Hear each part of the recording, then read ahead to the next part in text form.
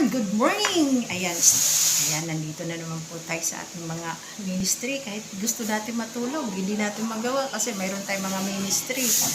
Ayan. Joke time lang muna tayo. Ayan. Alam mo ba kung sino ang pinakagwapong insekto? Sino? Ipis! Bakit? Kasi ang ipis, makikita mo pa lang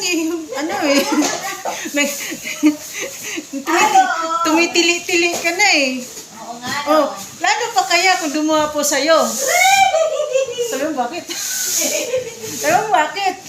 Bakit? Eh, kasi lalo kang kikiligin nun pag dumapo na sa'yo. Parang si Alvin lang. Ayan, di ba? Alvin Richard.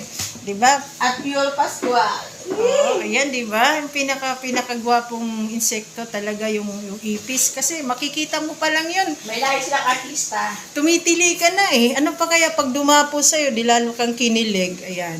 Eh, wag mo. Hindi lang kilig, himatayin ka pa. Diba? Ayan na, alam niyo na ngayon kung sino ang pinakagwapong insekto sa buong mundo.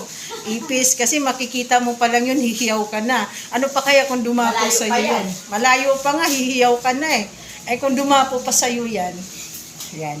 Ayan, maraming salamat sa kaalaman. God bless you, mama.